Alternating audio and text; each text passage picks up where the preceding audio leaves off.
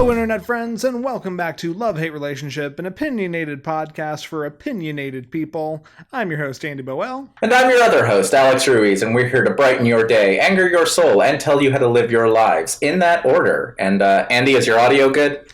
My audio is lovely, and hopefully it stays that way. Okay, cool. Because I'm a little worried about you, just like, not I'm worried about your audio. I'm worried about your mental state concerning your audio, because I've heard that your new podcast has had an audio glitch recently, and our podcast obviously had an audio glitch recently, and I'm not too worried about those. I'm worried about you, like, frantically muttering to yourself, upset, angry, and just demolished mentally over the fact that your audio is just such a bitch, because the audio is, your contribution here. Because I couldn't do what you do with this show. I couldn't edit it. No TV and no beer make Homer something.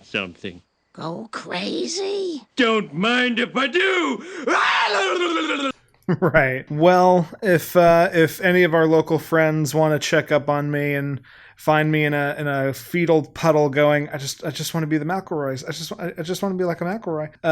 Then you'll know that I'm broken and ruined for the rest of my podcasting career. But I don't think that's going to happen. Don't the McElroys have a producer though? I don't think so. They might, and they've just never made that fact known. I think, honestly, Griffin, the youngest one, does the bulk of their actual producing work. Nothing against producers. I know several other podcasts that have, a dedicated producer, and that seems like an excellent idea and a hell of a luxury. No, I listen to a bunch of the How Stuff Works podcasts, and all of them will have just random quote-unquote off-screen moments where they'll just shout things at their producers, and their producers may or may not shout things back. Right. And it's always delightful, but, we're a small-time operation, and until someone picks us up to do that kind of thing, which, I don't know, that would have to happen before the podcast bubble pops, right. Which it probably will at some point. Who the hell knows? I've been saying that the Marvel movie bubble was going to pop since like when Ant-Man came out. I was like, okay, the wave is going to peak. And as of time of recording, the San Diego Comic-Con just announced the entirety of Marvel Phase 4, which you and I haven't talked about, and I don't know if you're aware of. Are you up to speed? I saw the announcements. Mahershala Ali is going to be Blade. The most important fucking part of the night. And I liked Blade 1 with Wesley Snipes. Blade 2 was also... I didn't like it as much as Blade 1, but I liked it. Blade 2 is the reason we have Hellboy. I'm just going to tell you. Sure. No, and that's reasonable. Blade 3 was Blade 3. Yes. Triple H is a vampire, whatever. But Mahershala Ali is so painfully beautiful. It hurts me how lovely that man is. He was the best part of the first half of Luke Cage. Indeed. He is a highlight in everything you see him in. And as Blade, they got me. Like, that's the thing. You just said, like, we've been forecasting the end of the Marvel universe or the MCU forever, and like they found a way to keep it going. Because I would watch Mahershala Ali eat a bowl of Cheerios. I'd watch him eat a few other things too. But like, yeah. So I am in for that. Natalie Portman's Thor. We'll see what happens. I trust Taika Waititi, so I'm down to see what happens there. I'm down for Jane Foster Thor, but Natalie Portman has seemed kind of checked out for a while on MCU stuff. I was having to talk with Mariah about that because she was like, why Natalie Portman? And I was like, well, female Thor canonically is Jane Foster, and so it kind of has to be her. And I don't know. Yeah. Anything with Jason Aaron's Thor run, which like they're directly taking Lady Thor out of Jason Aaron's Thor run, I trust. And Taika Waititi, like you mentioned. So I'm going to hold out in total judgment until we get a preview, which is probably going to be like a year and a half at this point. But I'm cautiously very excited. Also, Marvel What If, they announced Jeffrey Wright is going to be the voice of the Watcher. Which I am here for. Jeffrey Wright is right up there with Mahershala Ali as somebody who I will just like instantly watch him do literally anything. Or say literally anything, since I'm pretty sure What If is a cartoon. It is. Apparently they're going to take a lot of the MCU actors to voice their respective characters in it, but it's a What If animated series, which makes a lot of sense, because these people are too expensive to have them come in to do, like, the shooting for one episode. Right. But as an animated, where, you know, you actually get Scarlett Johansson to voice Black Widow, or you actually get Michael B. Jordan to come back as Killmonger. Like, ooh, yes. Right? I'm down. I'm interested. And that's probably the one, like, series that I'm actually kind of excited for, because WandaVision looks eh. The Loki show looks eh. Falcon and Winter Soldier looks okay, but I'm more excited by the fact that apparently Baron Zemo is coming back for that. Nice. Okay. Very cool. Because that was the best take on Baron Zemo. Like, part of me wanted to see the magenta face sock, but now you might get a chance. Get the update. I might get a chance, but he's also he was so good in Civil War. He was possibly the best part of Civil War. That's not an unfair take. He's up there with the villains. I'll be interested in Loki as long as they do anything that like recent comics have done with Loki. Because anything in like the past 5 years has been generally pretty delightful, but I haven't seen anything to confirm whether or not that will actually be the case or not. So I'm holding out judgment. Yeah, I'm down. Yeah. I mean, they've got me. A Doctor Strange horror movie? Yeah, okay. Yes. I'm down. So all of that to say, we don't know where the podcasting bubble is going to go. Maybe it doesn't have the wide stream appeal as the Marvel Cinematic Universe, but I'm making an analogy here. So I don't know. The one thing podcasts have going for them is the democratization of them. They're something that anyone can do at any time. That helps. Yeah. But it also could be that it goes the way of like fanzines, which people also used to say, hey, anyone can do a fanzine. All you need is a computer scanner and a printer and a computer. And this was the early 90s, and everyone was like, everybody can get one of those. And then fanzines are still around, but they shrank a lot and got replaced by the internet a lot. So who the hell knows? Yeah. I don't know. Final tangent before we get into our topics. The New York Times recently put out an article that was basically like questioning the validity of podcasting. And you're aware of this. For anybody who's not, basically they interviewed these two millennial, like, I think they were comedy writers or something. And they interviewed two of the worst people. They come off as such douchebags. Oh, absolutely. So these guys were basically like, yeah, we're comedy writers and we wanted to expand our brand. So we went to the library and turned on our iPhone and just talked into our iPhone for like about whatever we wanted. And then we put that up.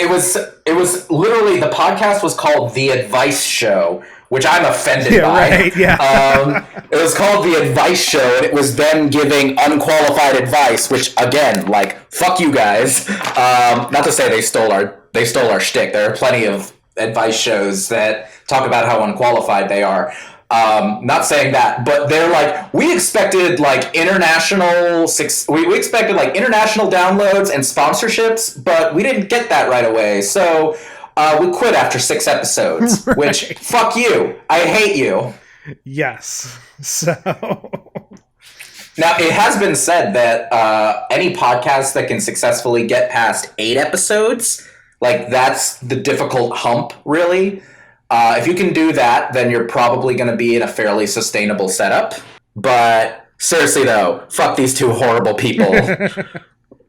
Like, any of you who are out there and want to start a podcast, you know what? Actually, just going into the library and turning on your iPhones to record into it isn't the worst thing. It's not the best audio quality. People do say that, for a podcast to really get some wide stream appeal, audio quality does matter. I've been talking to Stephanie since she and you started your podcast together. We've been like, maybe we should invest in a better microphone. Because right now we just have this little condenser mic that I got as a Christmas gift a while ago. So maybe we should invest in something slightly better. But, I mean, we don't have the best audio quality. But if the one thing standing in your way is I don't have a microphone, using an iPhone app and a quiet space in a library, not the worst thing. That said, you gotta put a little effort into it. Jesus! You gotta put a little effort into it, and like the part that was more hilarious to me was assuming that you would instantly be picked up after like 5 weeks or whatever it was. Like, you gotta put in the time. Yeah, like, honestly. So, speaking of putting in the time, without further ado, this is Love-Hate Relationship. Every episode, we take a topic one of us loves, a topic one of us hates, and then we take one of your relationship questions and give our unqualified advice. But we mean... And we're way better at it than these pieces of shit. Exactly. And this week, I'm bringing love to the table. And honestly, this... so you read the title. You know I'm talking about Bat Out of Hell. I've been wanting to talk about this album for 9 months, maybe. Like, it's been a bit, and just kind of put it off to the side, do some other topics. Oh, I just talked about Coheed and Cambria. I can't do another music one back to back to back. We've finally taken enough of a musical break that I feel validated. And even then, I think it's been like 2 episodes since we talked about Desmond Child. But that's enough of a break for me to feel validated in talking about what I consider one of the greatest rock albums of all time. And that is Meatloaf's Bat Out of Hell. And I'm totally in for this. I just want it stated up front. This is Andy's topic, so I am not breaking my embargo on music-related topics. Right. I want that stated. That said, I'm jumping in full feet because I love this album. So, Andy, please take it away. Absolutely. So, just to start it off, anyone who is unaware of Bat Out of Hell and Meatloaf, just the briefest of history lessons about all of those things. Bat Out of Hell was a 1977 album, and it was the debut rock album of Meatloaf a Day and composer Jim Steinman. And this love is not about Meatloaf, and it's not about Jim Steinman. It's about the album. But I just want to give a super quick backstory. Meatloaf was born Michael a Day in 1947 in Texas. He began pursuing both acting and singing in high school and was able to turn that into a very respectable, if not prolific, career in both of those fields.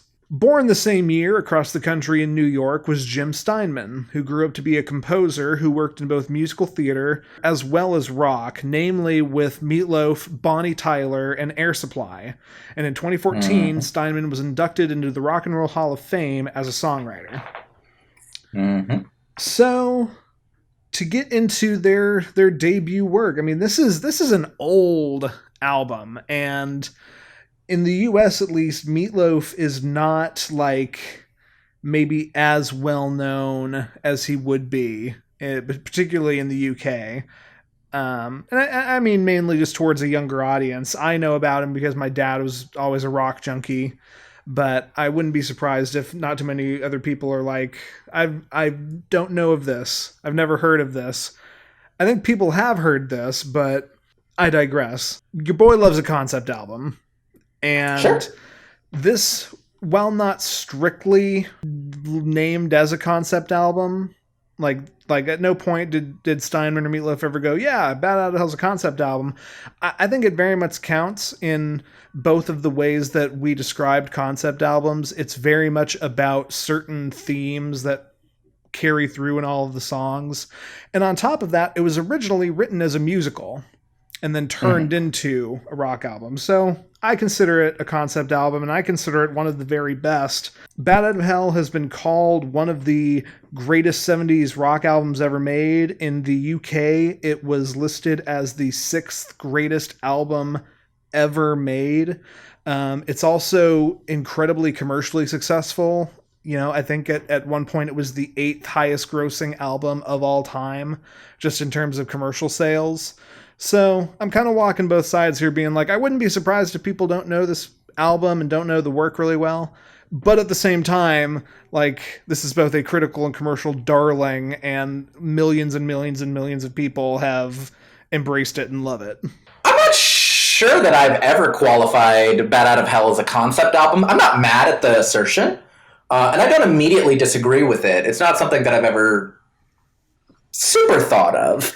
But you are right that just thematically, I know that a very big deal was made in a lot of interviews, specifically about the song Bat Out of Hell, like the title track, where Steinman and Meatloaf had been hanging out and listening to a bunch of old records, and they got on the topic of car crash songs and like loving car crash songs and naming off a bunch of car crash songs. And for whatever reason, they were like, how come no one's ever made like a motorcycle crash song? Wouldn't that be great? A motorcycle crash song. And basically from that little nugget of an idea, Steinman came up with largely the Bat Out of Hell song, which kind of served as an inspirational impetus for most of the rest of the album, which again, started off as a conceit for a musical, but I don't know how far they got in coming up with a musical idea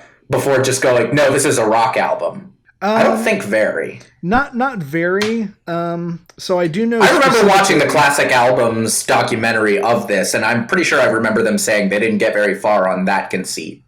Well, right. So specifically, originally Bat Out of Hell was going to be a musical called Neverland, which was supposed to be a futuristic rock version of Peter Pan.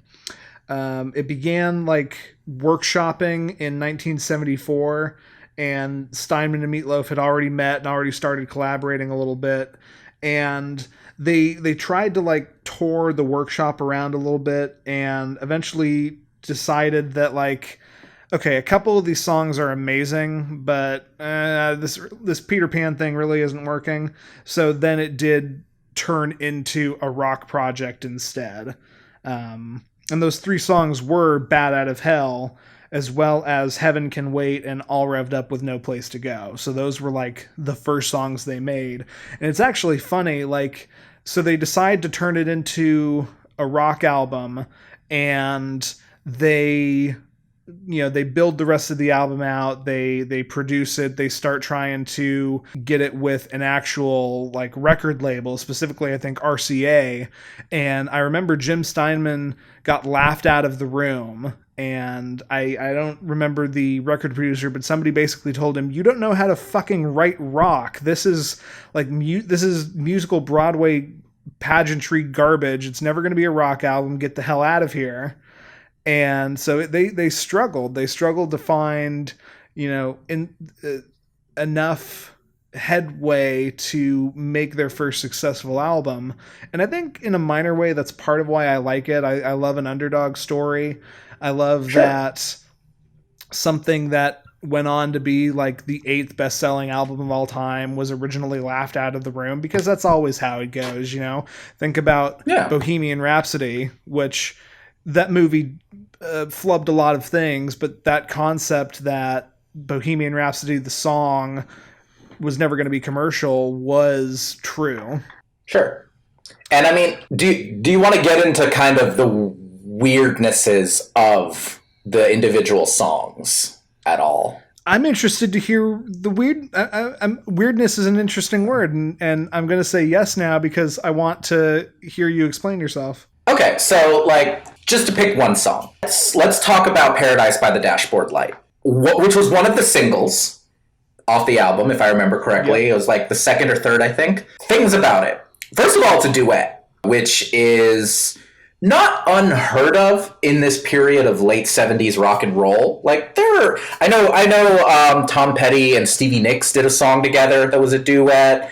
It would only be a few years later that David Bowie and Tina Turner would do a duet. Like duets are a thing. Cool.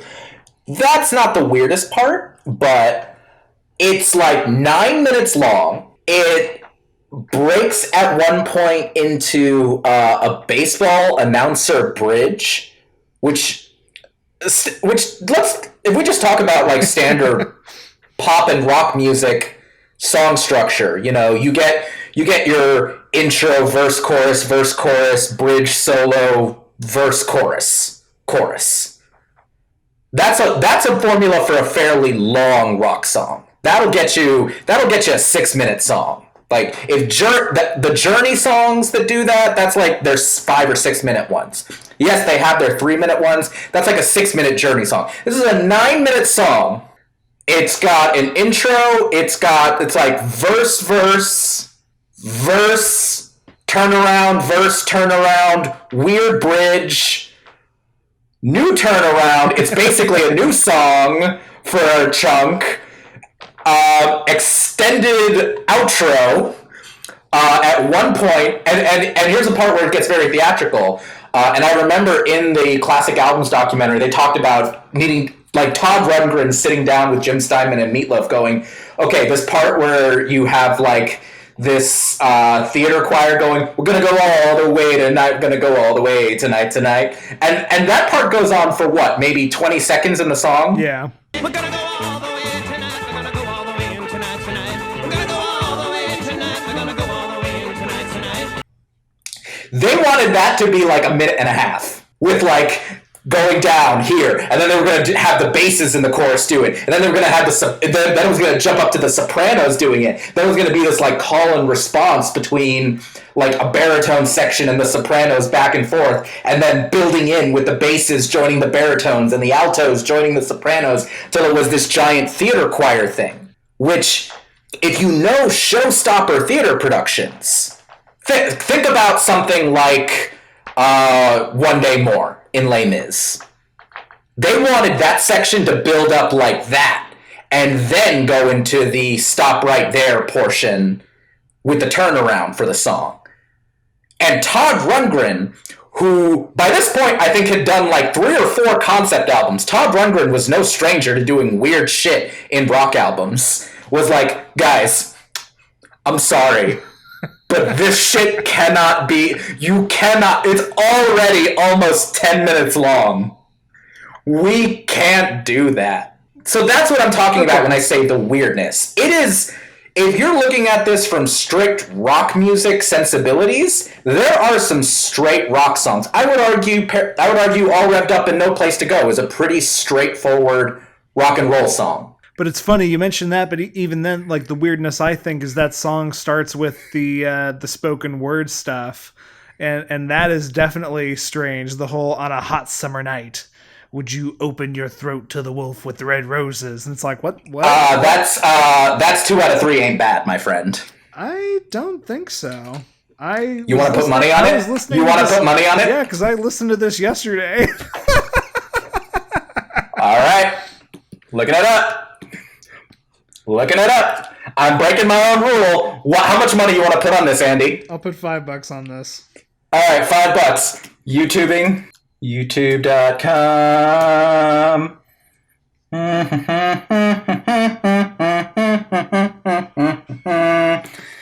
And 2 out of 3 ain't bad. Album version.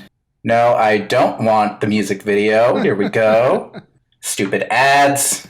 Don't care. Fuck you, State Farm! We still have State Farm. Damn, that one didn't come out. I promise. Oh, wait, no, I think you're right. Woo! Damn it, I owe you $5. Wait a minute. That's All Revved Up and No Place to Go, what you're just humming. No, because All Revved Up and No Place to Go starts off. Oh, fuck, we're both wrong. It's you took the words right You out of took my the words right mouth. out of my mouth. Okay, so I owe you 5, you owe me 5. Yeah. We just lost our rock and roll cred right We're here. fucking idiots. Yeah. Oh God.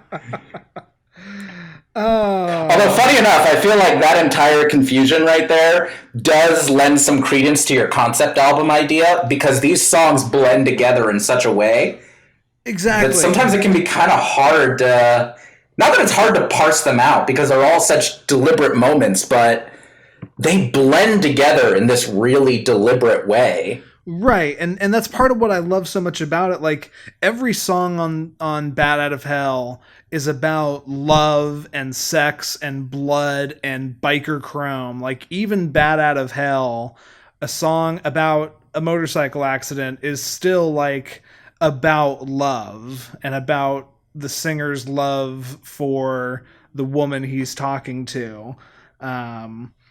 Every song is this leather dark romance.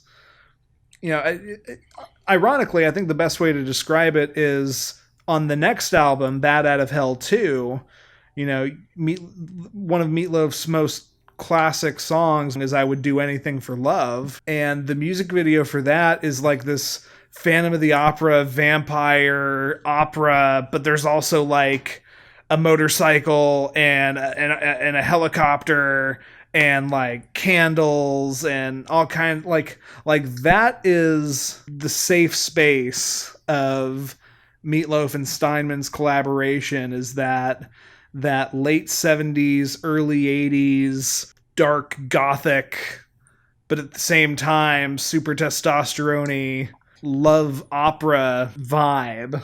And I've always been here for it. An opera is a good word for it, because these tracks are like, I like that they abandoned the larger narrative, but each of these songs, well, not every one of the songs is a story, but Bad Out of Hell is a story. 2 Out of 3 Ain't Bad is a great story. All Revved Up and No Place to Go isn't really a story, I don't think, but again, that feels like a pretty straightforward rock and roll song to me. Paradise by the Dashboard Light is absolutely a story. And all of these story songs kind of have these really great Steinman twists. And I feel like I remember Meatloaf and a few other people talking about how Steinman loved throwing in these weird little twists. 2 Out of 3 Ain't Bad is a guy begging his lover not to leave him. And she wants to leave him because he can't say that he loves her. He wants her and needs her, but he can't love her. And at the end, it's revealed that the reason he can't love her was because there was only one person he would ever love, and that person left him. She needed him, she wanted him, but she could not love him. Yeah, absolutely. Plus, it has the line, "There ain't no coup de ville hiding at the bottom of a Cracker Jack box," Right. Which is just one of the great lines of rock and roll. No, it's delightful, and it's the same thing. Paradise by the Dashboard Light. It's about going to Make Out Lake and getting lucky in the back of the car, and then the twist at the end is the woman saying, "We can only have sex if you promise yourself to me forever," and Meatloaf wanting to have sex, wanting to fuck her so bad that he promises to be with her forever. And then, so now he's literally praying for the end of time. Right. They can't stand each other because they were two 17-year-old kids just trying to get lucky, and they promised their hearts to each other. That's such a weird thing to sit here and say, I love that. But I love that. I love the irony. I love you so much. It's superseding the fact that I hate living with you. I love you, and I promised I love you, and I kept my promise to love you, but God, I hate you.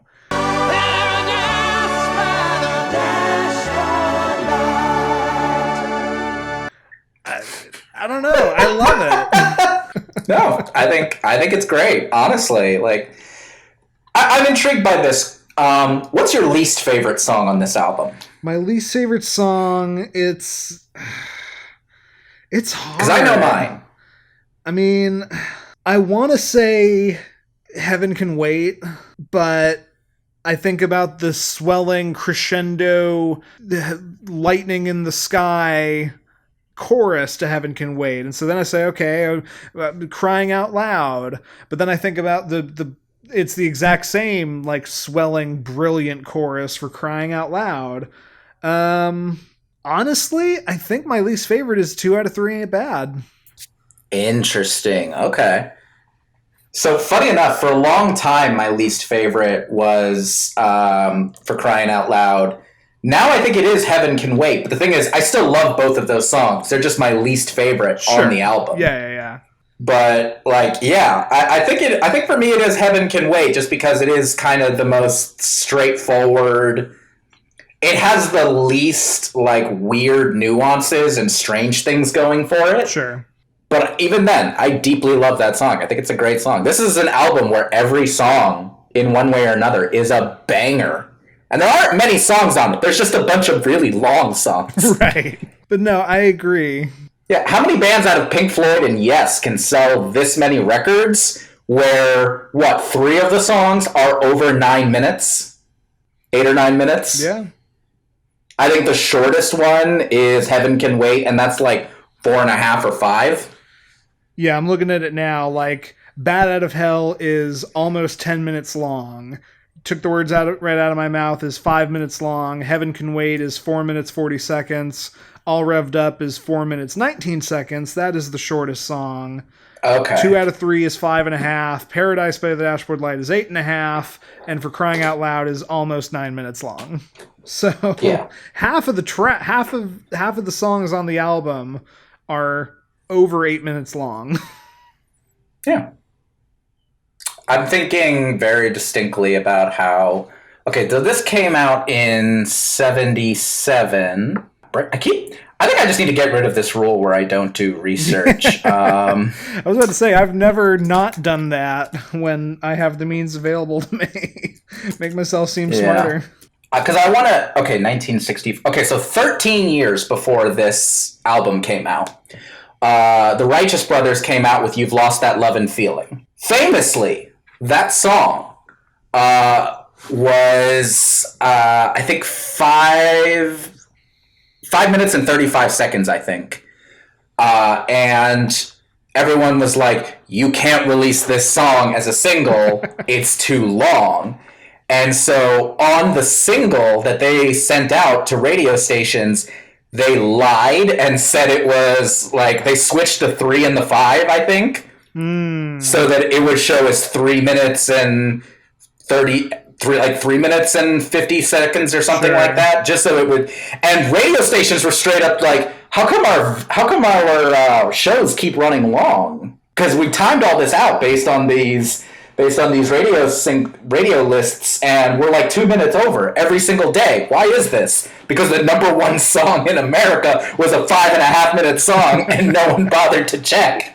And 13 years later, you've got these songs coming out. And granted, that 3 minute mark that was so strong in the 60s had loosened. But 8 minutes, 9 minutes for Bat Out of Hell, which I think was the lead single on this album, that's a wide way to go. Pink Floyd may have done Echoes as like half their album, half of that one album, but that wasn't a single. That wasn't playing on radio stations unless it was like college radio at like midnight. Right. So yeah, and to throw this back to Coheed and Cambria for a moment, you haven't listened to their album Afterman, but the first single off of the Afterman was a song called Domino the Destitute, which was a 10-minute long song, and people were like, Claudio, you this can't be your lead single. And he's like, the fuck it can't. Watch. If you had the courage to stop me from turning into what would be the worst in everybody's eyes. So this still happens today. I don't know. Maybe I just love long format songs. That feels true.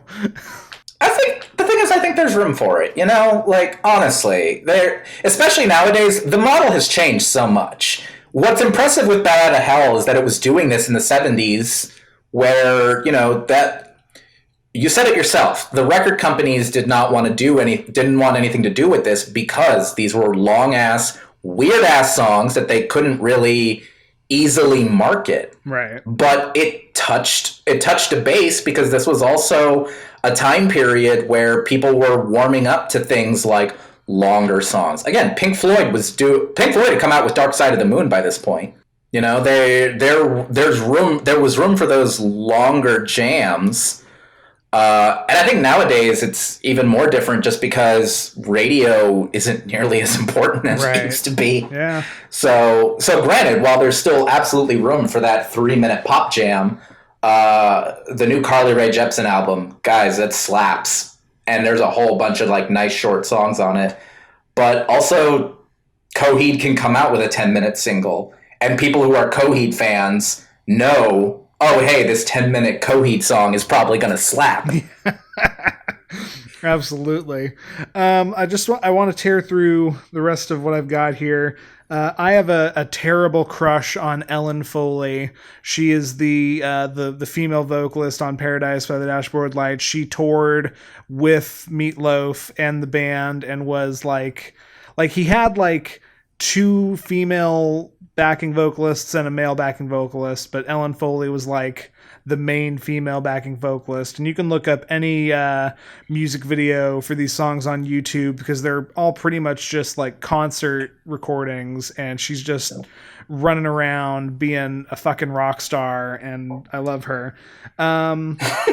I love the album's artwork. Like that is the thing I can think back on before I was even like listening to music seriously as a little kid. I just remember staring at this album with, you know, a barbarian on a motorcycle shooting out of lava on the ground, and this great terrible bat in the background, and just this epic 80s rock heavy metal shit. I adored it. It's a beautiful album cover, just like on its own, and the same goes for Bad Out of Hell 2 and 3. But so why did I want to talk about Bad Out of Hell and not Meatloaf? And I think the main thing is that Steinman had a lot more to do with this thing that I love than Meatloaf. Don't get me wrong, I like Meatloaf. I love him in Rocky Horror Picture Show. I love him in Fight Club. Bob had bitch tits.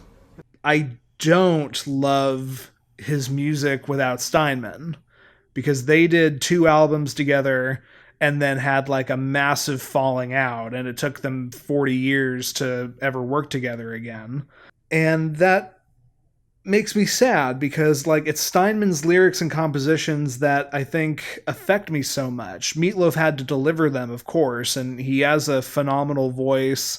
And I remember from that VH1 rock album, people were talking about like it was so crazy to see a man the size of Meatloaf being a rock star. Like, I mean, at his heaviest, he was Chris Farley sized. But he would go out there and he would do like a full set and, you know, be dying and by very physical. But yeah, very physical, very powerful. So, you know, Meatloaf has his merits, but the thing I love about Bad Out of Hell has a lot more to do with Steinman than Meatloaf. I think it was Bruce Dickinson while talking on like VH1's 100 Greatest Artists of Hard Rock or something. Meatloaf was on it, and Bruce Dickinson is being interviewed as one of the contributing people on it, and he just goes, I don't think you can talk about Meatloaf without talking about Jim Steinman, the bruised and bloody fingers behind him. Yeah. playing the pianos. And those Steinman piano parts are ludicrous. Oh, absolutely. It's brilliant. And I mean, you know, we talked about on that Desmond Child episode, you being able to like hear Desmond Child over various artists. Like after I sort of fell in love with Bad Out of Hell, at some point I listened to Bonnie Tyler's Total Eclipse of the Heart and just had to sit there and be like, this is Steinman. Like, this is straight up Steinman jam. It could have gone on the Bad Out of Hell album and no one would have batted an eyelash. Yeah. Same thing with Celine Dion's All Coming Back to Me, which Meatloaf did a version of with Marion Raven as a duet the way Steinman had originally envisioned it on Bad Out of Hell 3. Sure. And that is a great version. I love that version. Absolutely. So yeah, I mean, for anyone who clicked on this title without really knowing what Bad Out of Hell was, or if you know Bad Out of Hell and Meatloaf, but you haven't listened to it in a while, I'd say give it another shot or give it a chance for the first time. It's not just me. Like, this album sold millions and millions and millions of records, and it's weird. Meatloaf didn't really have too much lasting popularity in the US, but he is a god in the UK. Like, they adore him to this day. And yeah, that's what I wanted to bring to the table. One of my favorite albums, period. I love that. I love this album. I fully support that. I'm pretty sure it's available for streaming, so anybody who wants to get on it, just check it out. It's a good-ass album. Yeah. And with that... Well, thank you, my friend. Of course, my man. Oh, you are delightful, and I love you. You ready for me to open up with some hate? Yeah, because I like this one. Yeah? Okay. We haven't really gotten a chance to talk much about this episode beforehand. We kind of just sent notes and ran forward. But, all right, Andy, you know how I do. I like opening with a question. And this one should be a relatively easy one. I want to ask you, you who are a fan of movies in particular, music as well, you're definitely a fan of musical theater. When is the last time that you sat and watched one of the well-known, famous EGOT or EGOT-adjacent televised award shows? What was the year Dallas Buyers Club came out? Because that's my answer, that year. Were you a big Dallas Buyers Club fan? No. And I've got a small story to explain. It's just I remember like that was 2013, so it would have been probably the 2014 Oscars. Okay, so whichever Oscars those were, that is the last award show I watched. I remember it was Dallas Buyers Club because I remember Matthew McConaughey winning Best Actor and thanking God in his speech and that causing a hullabaloo. That was, like, to set the scene a little bit, this was my second or third year in college, and I decided I was going to have an Oscar party, and it wound up being me, Mariah, and a friend of mine from improv, and we just sat around eating chips watching the Oscars because I decided, I want to take a moment in this... I want to take a part in this moment and watch this thing. That was the last award show that is the last award show I have ever watched. Okay, so that would be 2013, I think. So a good 6 years. Yeah. Okay. All right. You had more of an answer than I did because I honestly do not remember the last time I sat through an entire award show. I really don't. Sure. I think I remember it being on kind of in the backgrounds of some stuff, and I'd watch snippets here and there, but I have not really... I think the last time I watched one was whatever the last time that Seth MacFarlane hosted the Oscars. Okay. Which I don't even care to look up, because that wasn't a very good Oscars. I was going to say, I can't tell you when that was. And I don't think I even watched the whole thing. But thank you for that. That is a wonderful intro here, and I actually kind of love that your Oscar party. I'm sorry it didn't go very well, but I kind of like that it illustrates this point that award shows are kind of shit. Right. So my hate for this particular episode is the big award shows. I've struggled with how to properly phrase this. I've thought about saying EGOT awards. I've thought about saying just award show season. I'm tentatively using award shows for my purposes here. And before I get into it, I do want to be upfront and offer a little bit of disclaimer. I'm not interested in hating on individual people who just enjoy watching the Oscars, or on artists who are hoping that their work will be recognized in some further legitimizing way by the Grammys or the Emmys or whomever. That's not my issue. Those aren't the people I'm mad at. I get it. The industry is one thing. Just taking an interest in this stuff is one thing. That's fine. My issue is with the people who manage, run, and market these award shows and market to these award shows and try to perpetuate some kind of notion that the opinions of the voting committees mean jack shit for the quality of the work. Wow, an award statue! Oh, it's a Grammy. So that's my upfront disclaimer. If you like watching the Tonys, I ain't mad at you. Like, you're fine. Please continue watching them if you enjoy them. I'm trying to get at a deeper analysis. Is that an okay disclaimer, Andrew? I think that's a brilliant disclaimer, yeah. Okay, cool. So just to offer a little perfunctory background, the current model of award shows actually began with the first Academy Awards, better known today as the Oscars, held by the Academy of Motion Pictures, Arts and Sciences at the Hollywood Roosevelt Hotel in May of 1929. At that show, there were 270 attendees, there were 15 awards, and the entire ceremony lasted 15 minutes. I'm not necessarily saying we have to go back to that model, but it would probably help with a few of the problems I have with them.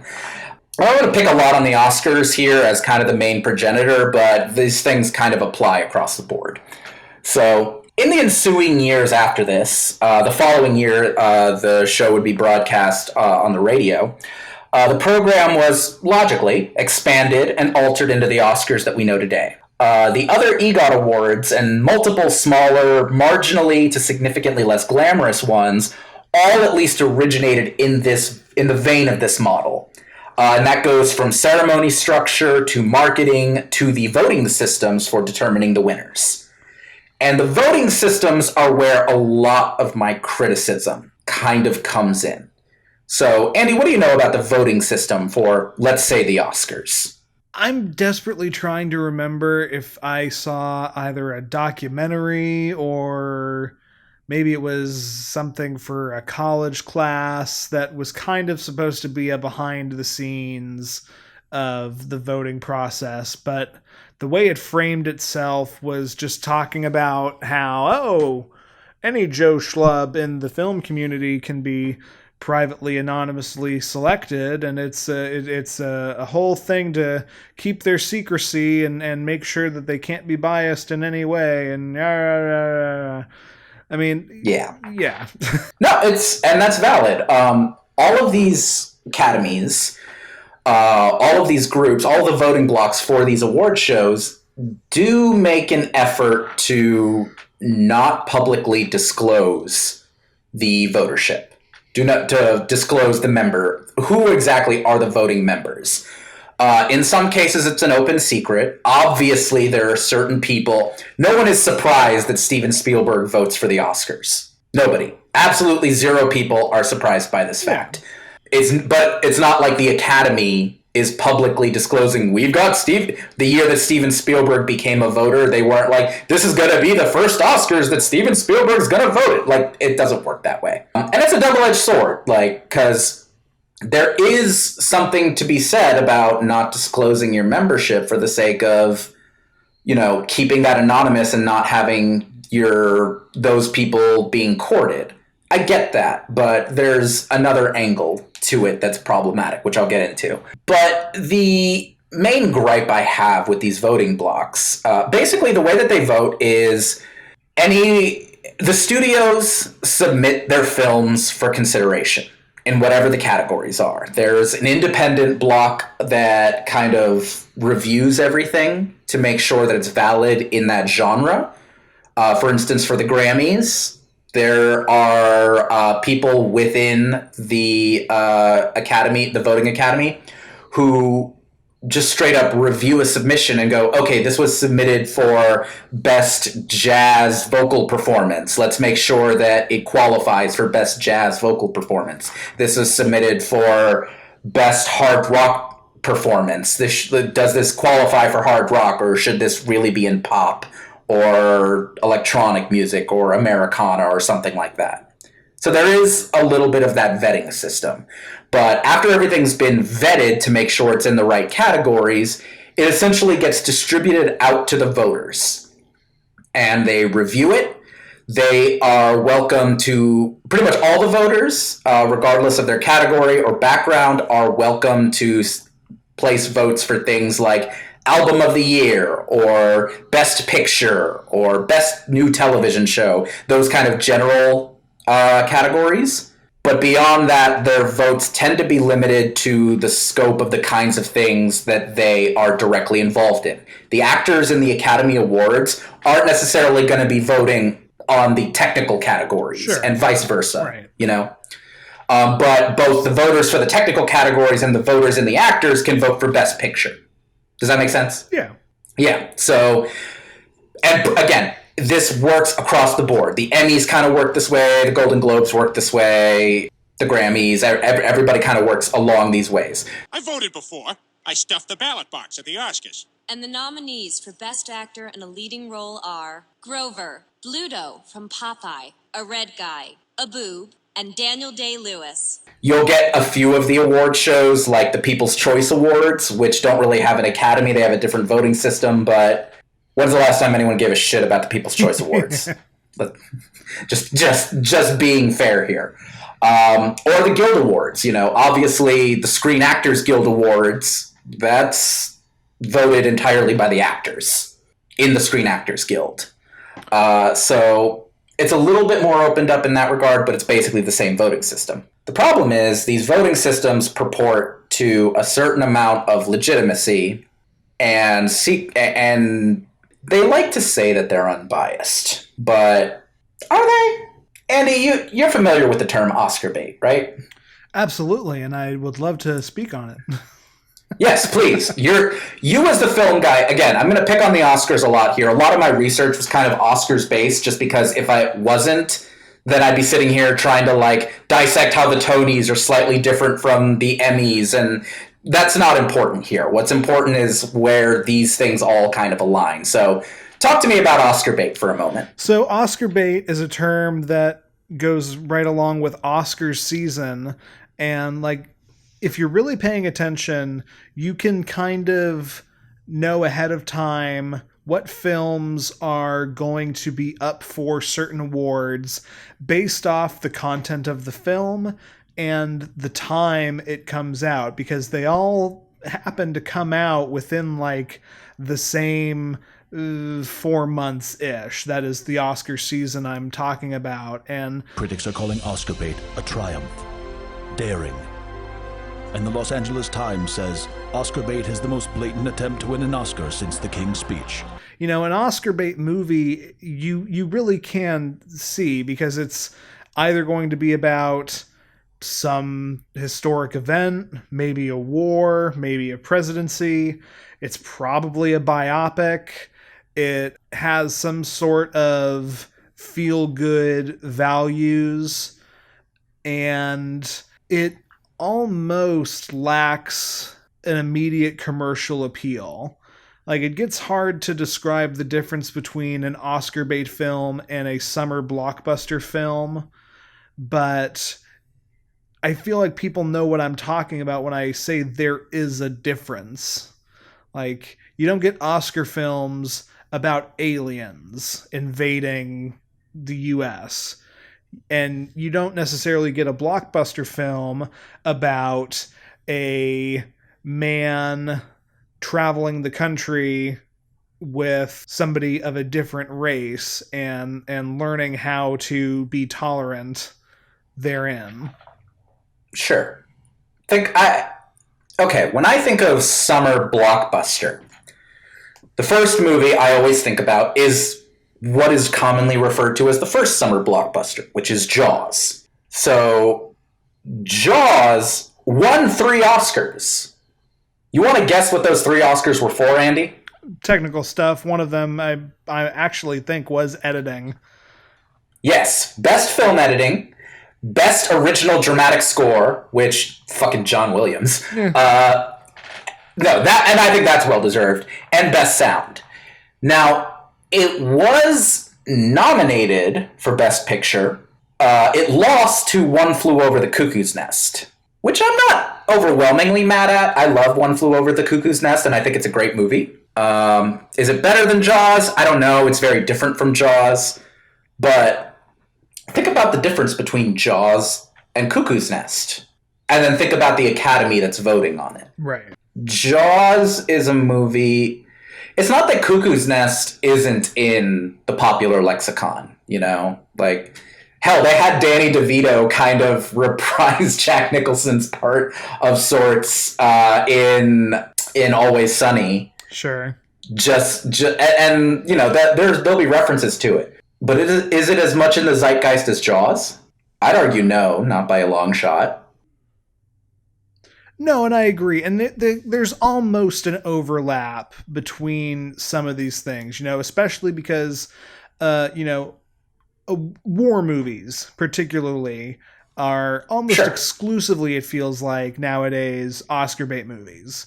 You make a movie about a war, everybody knows you're putting it in consideration for the Oscars. But at the same time, war movies can be those exciting blockbuster epics. And so, like, that's the overlap I'm talking about here. But if all of a sudden, like Independence Day wasn't up for any Oscars, at least not to the best of my knowledge.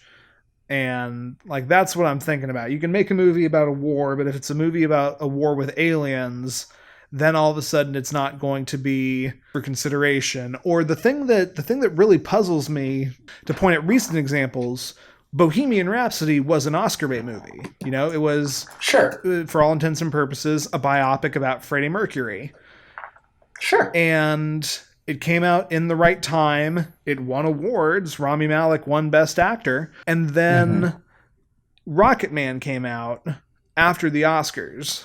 And Rocket Man came out, I think, 3 months ago? Something like that, yeah. Which is not Oscar season. Summer is not Oscar season. You know, fall, winter is. And I remember sitting there being like, man, Rocket Man looks really good, but they're releasing it in summer, which means they don't think it's going to be up for anything. This puzzles me. This is weird. And to be fair, I haven't seen Rocket Man. I've heard it's very good, but like that's what I'm talking about, where like you can look at when stuff happens and kind of get a spoiler for whether or not it is going to be up for an Oscar or not. Yeah. And technically speaking, you know, Rocket Man could receive some. I'm sure Rocket Man will be nominated for like best song or something in the following Oscars. Will it win? Who knows? Part of the problem with these voting blocks is there's so much pressure for the movies to be chosen at a certain block at a certain time, and because that's the recent movie. How long does it take a movie to fall out of the general consciousness? For a lot of these movies, the lasting impact is a lot longer. And for some of them, it is so short. You know, Get Out came out in February, and I remember a very big deal being made of the fact that Get Out wasn't given a lot of consideration when it was first coming out, like just before it premiered, because they went, oh, they're putting it in here, so it's not going to get a lot of accolades that it probably should. Also, it's like kind of a horror movie. I don't really consider it a horror movie, honestly. It's like more like a thriller, but all the same, it's like horror adjacent. Yeah. And it was because it was such a cultural touchstone for months, even after it was done with its theatrical run, that it got a Best Picture nom, if I remember correctly. It did, yes. It did not win, not surprising. I think it did win Best Original Screenplay, which is funny because with the Oscars, a lot of people kind of say Best Picture is the shitty Oscar bait meaningless award. Best Original Screenplay tends to be this is the actual best movie. Like, actual movie aficionados go, that's probably where they're going to pick the actual best movie, is in Best Original Screenplay or Best Adapted Screenplay. I've also seen an argument for Best Director being thrown in there as well, but the basic point is Best Picture is not where the fucking Best Picture is. Best Picture is where the bullshit that makes the Oscar voters feel good comes in. That's why La La Land gets a nomination. I liked La La Land. I did. I really did. But La La Land is not a movie that will have a lasting cultural impact. It's not a movie that other filmmakers will be looking at for decades to come, pointing to and going, this is a really poignant, important piece of cinema. you can argue whether or not Moonlight will be. I don't know yet. I think it's too soon to tell. There are people who have argued that the Oscars should be on a 5-year delay because that's when you actually know which are the best movies of that particular years to see what sticks around in the public consciousness. I wouldn't hate that. Which I've always thought, yeah, no, I feel like that would be really useful. But the timing on these can be so... It's even worse with the non-Oscar awards. Are you familiar with the controversy that came around Adele's, I think, 21? Not in the slightest, no. Or maybe it was 25. Whatever album she had that came out in 2015. At least I can say that I've tried. So a lot of people were really puzzled on that one because of the timing. So I think the Grammy eligibility ends, I think, at the end of August. And Adele released her album, I think, in August of 2015. Or no, it was in like November of 2015. But that technically meant that the award that technically meant that it was eligible in the 2016 season, and the awards for that didn't happen until early 2017.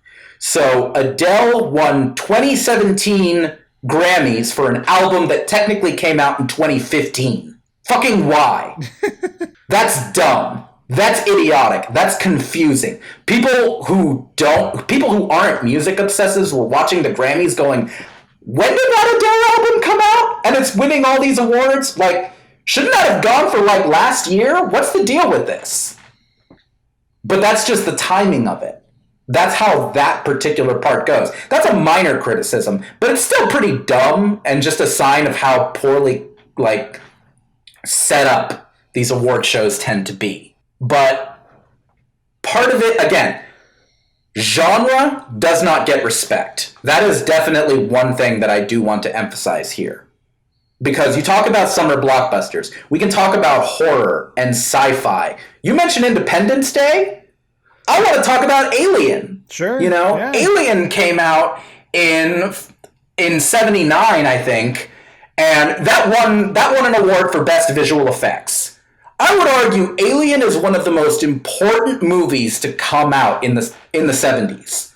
What it did for sci-fi, what it did for horror, what it did for Ridley Scott, one of the great American directors of the 20th century. The importance of that movie cannot be understood. What it did for Sigourney Weaver. Like, that movie is incredible. And maybe if the Oscars were on a 5-year delay, it would have gotten some respect on that. But I honestly don't think it would have. Because, quite frankly, how are the Oscars going to reflect the nuance and importance of an iconically designed, brilliantly acted, incredibly written sci-fi horror movie? Sci-fi horror monster movie.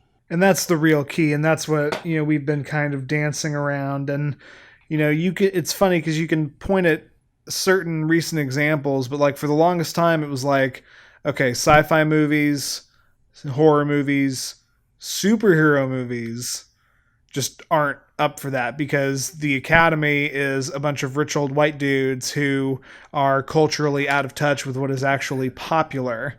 And it's funny that we're just now sort of kind of almost maybe breaking out that trend, you know, looking at Heath Ledger's Joker or Black Panther being up for Best Picture.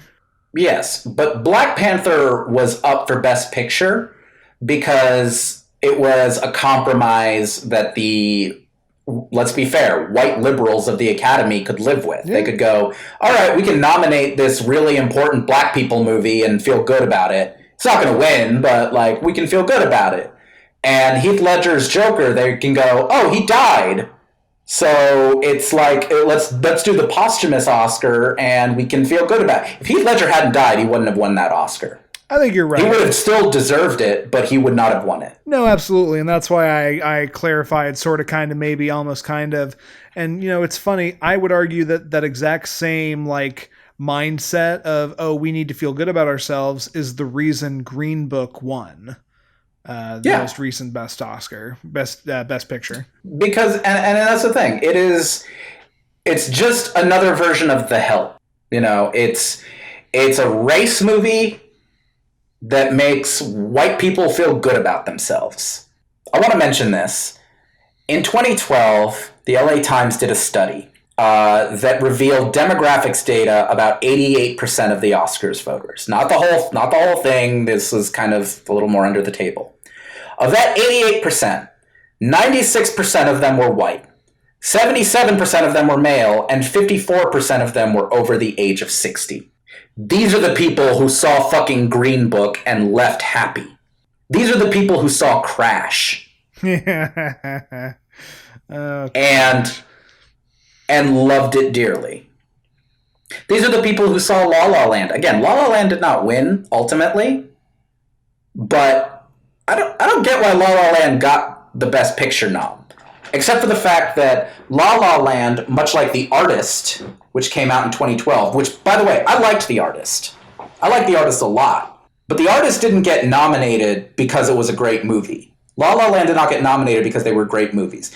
They got nominated because they were movies about Hollywood, about how great Hollywood was. So it made the Hollywood voters, the people who work in the industry, feel good about their work. It made these mostly old ass, mostly male, almost exclusively white demographic who decided who probably got into the industry because they loved old Hollywood, feel real good about themselves. Yeah. And that's not reflective of quality. It's not. The Grammys don't respect genre either. Very, very famously, I think it was 1988, the Grammys included Best Hard Rock Performance for the first time. And it was going to be the metal category. And I believe the nominees were AC/DC, Metallica, I want to say Slayer was in there, a few others.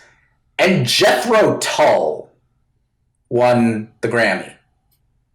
And this was 88, I think. And for a lot of people, that was the last. A lot of people in the music industry, a lot of people in these genres have spoken about that moment at the Grammys, saying, that's the moment I never watched another Grammy. I never watched the ceremony again because it was all I needed to understand that this is not a genre, that this is not an entity, an institution that understands or respects us. It doesn't care to. And it never really has, you know? And that, so you kind of lead into something that I've been chewing on. Like the thing that I almost dislike the most, I very much dislike how at the end of the day, it's a bunch of old white dudes, our nemesis, yet again.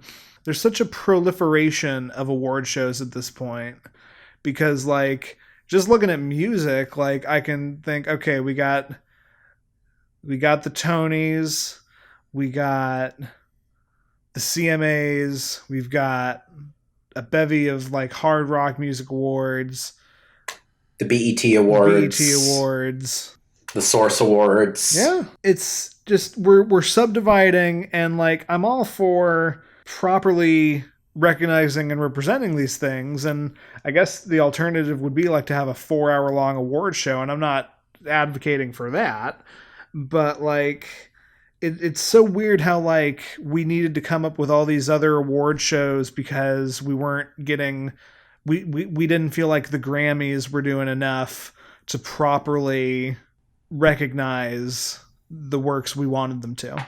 And it's not that awards are inherently meaningless. That is an attitude that a number of artists have had and expressed over the years, that these things are point and factly complete and utter nonsense. I'm not necessarily saying that. There are awards that carry some weight. You know, it was important when Kendrick Lamar won a Pulitzer for Damn. Well, sure. He might have deserved it more for To Pimp a Butterfly, but it was important when that happened. You know, it's important when Lin-Manuel won a Pulitzer. But you know what the thing about the Pulitzer is? The Pulitzer doesn't have a big, like, yes, there is a ceremony in which the awards are announced and the honorees are honored. When's the last time anybody watched the Pulitzer Award ceremony? It's not a market award the way that the Oscars are. And the fact is, if a movie can state that it's Oscar winning, it has a financial bump. The studios know this.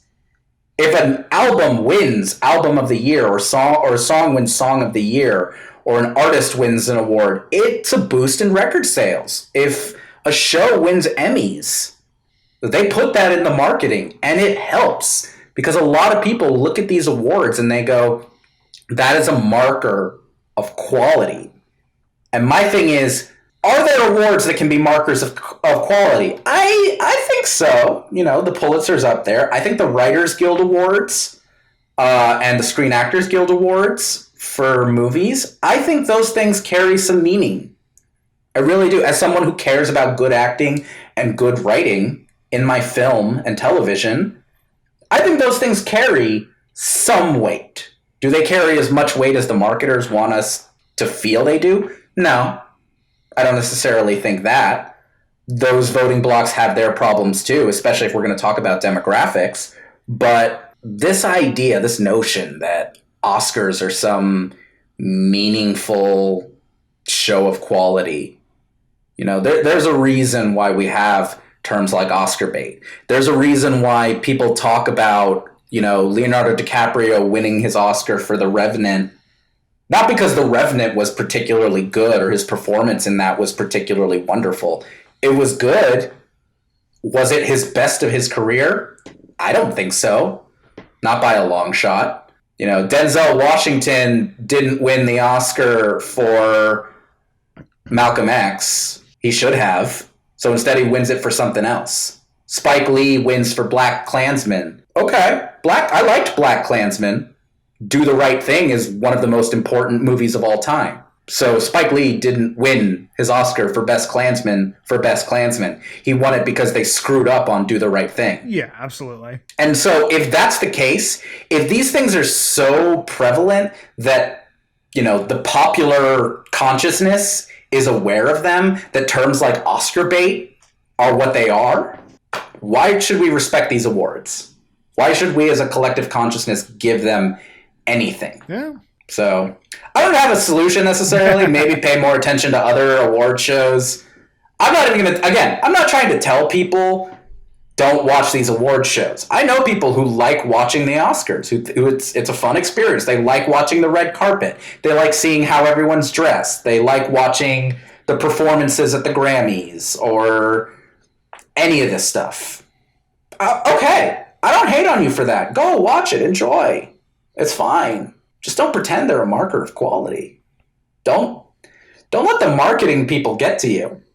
I hate dissing on marketers because, like, people I know and love are in marketing. Like, a lot of them. You kind of can't be a writer without knowing some people who work in marketing because a lot of writers go into marketing. Right. But make the marketer's job harder is what I'm saying. Don't let them act like any of this that has however many years equals gravitas. We already talked about how traditions are bullshit. Just because something's old, just because there's been 90-something Oscars, doesn't mean the Oscars are worth a fuck. Amen, man. Yeah. So that's my 2 cents on that one. You want to go into our question? I feel like we should. Okay. We're an hour 20 in. You want to read this one or should I? I'll go ahead. Okay, go for it. Hey guys, love the show. Sorry if this is a little open-ended, but I'm a 28-year-old cis woman who has finally gotten my shit together enough to use this insurance stuff that my nice full-time job has been letting me pay for the last 2 years. And I was wondering if you have any advice on finding a good doctor, dentist, and, if you guys are comfortable commenting, gynecologist. Google's got way too many options, and none of the friends I've asked have recommendations, since they're all basically in the same boat I've been in. What should I look for? What questions should I ask? How do I build that relationship? And this was not given a name. Okay, so we're looking at someone seeking medical assistance. What's a good medical reference? Grey's Anatomy, the main character wasn't named Grey, was she? I have never seen a single episode of Grey's Anatomy. I have never given enough of a shit. Yeah, that's fair. Are you a Scrubs fan at all? Oh, of course I'm a Scrubs fan. Elliot Reid? There you go. All right, Elliot. Elliot Reid, here we go. This actually seems like a very JD and Elliot kind of problem, so. Morgen, möchten Sie die Kühe melken? I can do an evil old Hausfrau. Ess dein Schnitzel, sonst kriegst du keinen Nachtisch! Yeah, you know what? You're not wrong. Okay, so do you want to open for Elliot or shall I? I read. You go ahead and open. Okay. So Elliot, first of all, congratulations. 28 years old. You've got benefits, yo. That ain't nothing. I know a few people your age and older who don't have that benefit. So kudos. I'm glad you've only been paying for it without using it for 2 years. So glad you're getting on that train. Congratulations. The conversation for a doctor, dentist, and gynecologist, I'm comfortable commenting on it in so much as giving some generalities. I don't know what your experience are with them in the past, but I'll try and keep this fairly open-ended. With all three of these, I would have at first admitted asking you to talk to people you know and try and get references, but you say you don't have any. That's okay, or rather they don't have any references. The first thing I'm probably going to say is you talked about Google having way too many options. Honestly, I would probably just say take an hour, maybe not even that long, and just scroll through and read the various, a small sampling of the top, middle, and worst reviews of a lot of maybe the first page of those Google results, and just pick one. The criteria doesn't matter terribly. You're just kind of starting out with this. Just because you set up an appointment with, say, a GP doesn't mean you have to have that GP for the rest of your life. You can do your first checkup with someone, and then if you decide you have a bad experience a year later, do another checkup with somebody else. That's okay. But basically, just don't be afraid to kind of just throw a dart at it and go for it. I will say it will help if before you do this, think about the things that you don't want. A lot of women I know say that they are not comfortable with male gynecologists, for instance. Totally valid. A lot of people, for some people, that's not a problem at all. But that's the kind of question of preference you may want to ask yourself. Do you want someone who is close to your age so you can have a certain amount of rapport with them? Do you want someone who is older? All of these are valid. These are just the questions you need to ask yourself. They might also help you rule people out. Do you want a dentist who's been in practice for 10 plus years? Do you want a dentist who maybe is a little younger so you can shoot the shit with them a little bit more? These are okay things to call and ask about, and inquire about, look at their websites, look at their staff. Do you not want a whole bunch of old white dudes? Totally valid. I mean, I just maybe don't call and be like, yo, how many old white dudes you got on staff? But ask yourself these questions. Maybe make that list of your, I don't want these, I do want these. Just start going through that list and just pick one to get started. You can always change it later. Andy, I want to give you an opportunity. I appreciate that, man. Yeah, Elliot. So my biggest thing, and I do feel comfortable giving you advice on all three locales because I think you're looking for the same thing no matter what.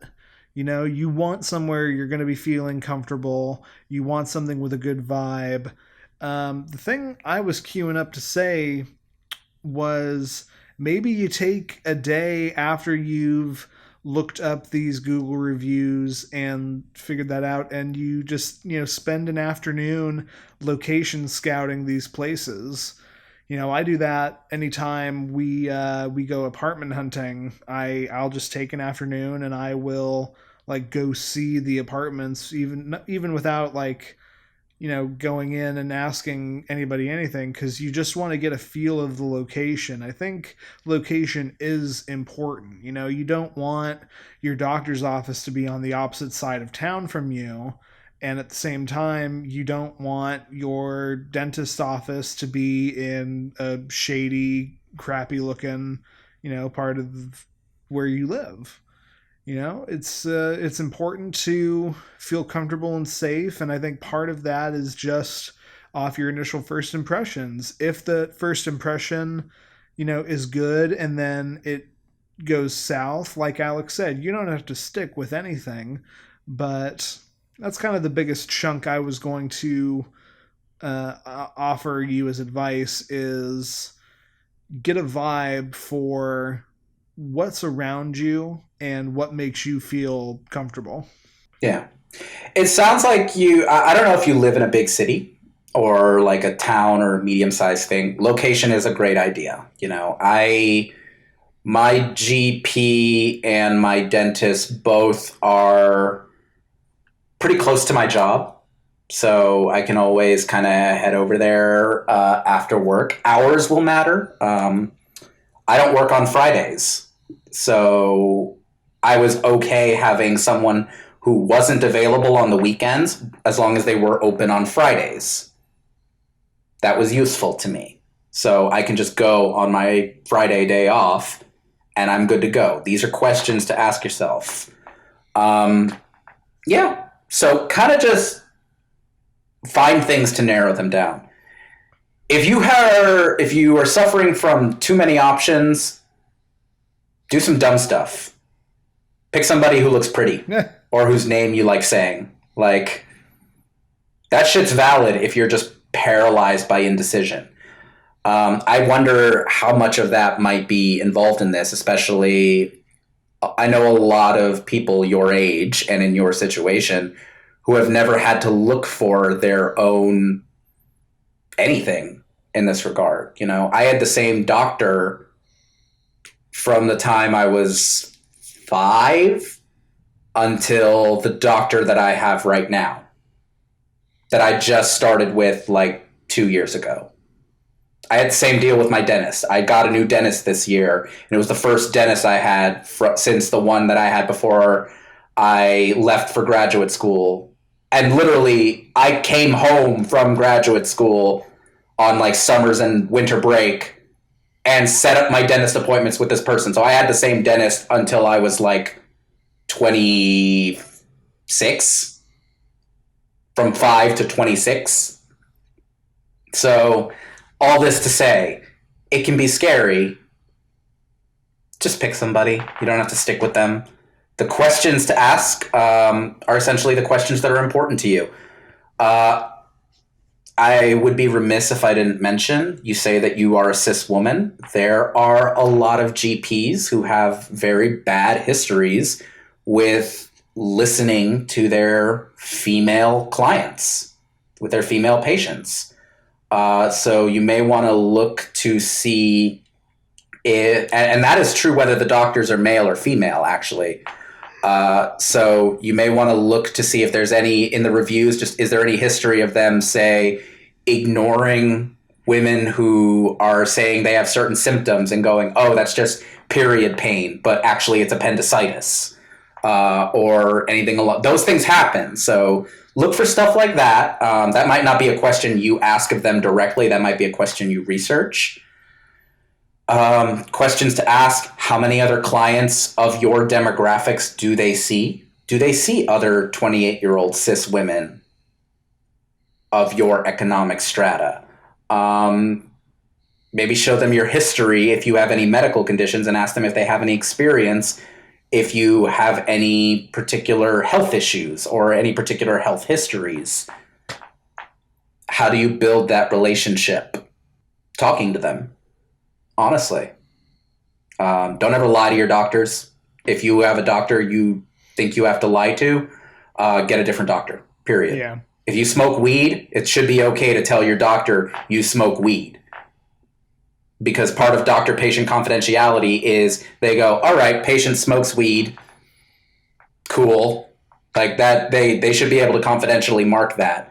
And if they can't, or if that's something you're not comfortable admitting to them, that is something you will probably want to get to, like, that's the kind of thing you can research.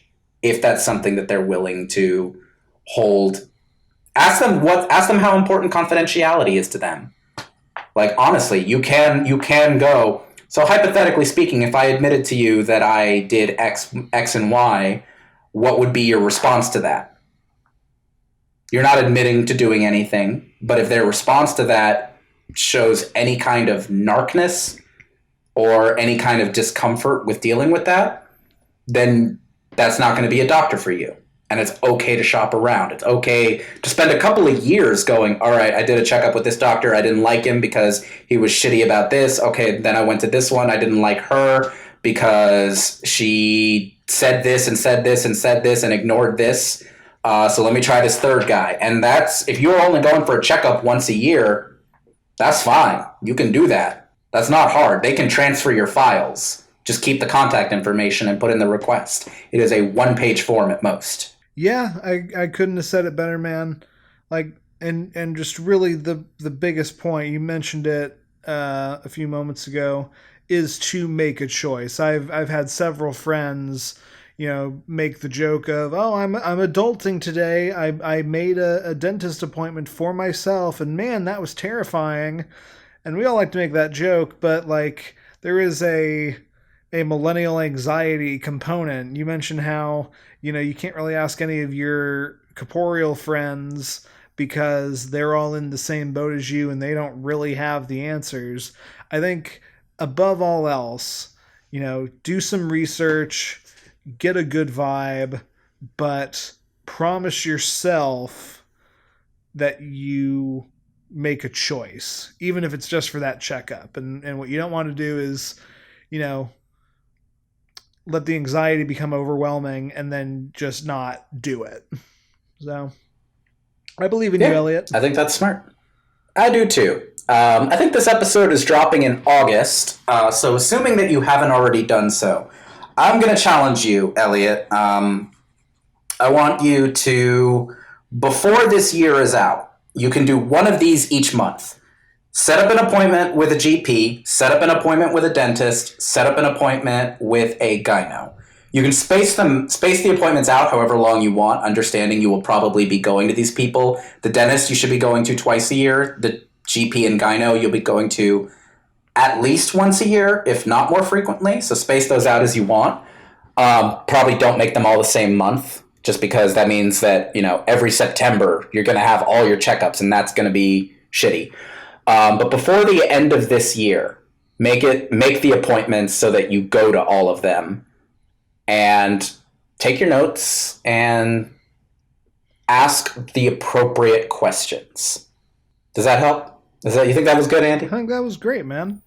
Let us know how your journey goes, and if you were able to use any of our advice, we'd love to hear back from you.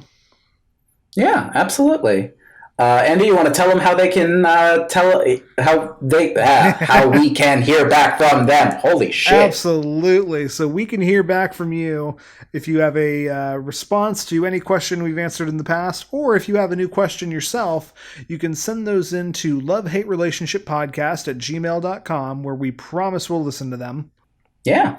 And, of course, you can subscribe to us on Apple Podcasts, Google Podcasts, Stitcher, Spotify, YouTube, or even TuneIn Radio. Hey, Mom. We would also love it if you rated and reviewed us on any and or all of those. You can also tweet us at LHRPod. That's LHRPOD with your questions, and you can follow us there to keep up with new episodes. That's right. If you've enjoyed our movie talk today, I, not so recently at this point, started another podcast called Cult Fiction with the incomparable Stephanie Johnson. We watch cult movies and we talk about them and laugh about them, and it's a great time. And you can follow that at Cult Fiction Cast. Or you can find it at, I believe, any of the places Alex just listed. If you want to find me personally, I'm Andy Boel, and that's JovoCop2113 on Twitter. And I'm at A_X_RUIZ on both Twitter and Instagram. Thanks for listening, y'all. As always, tell your enemies.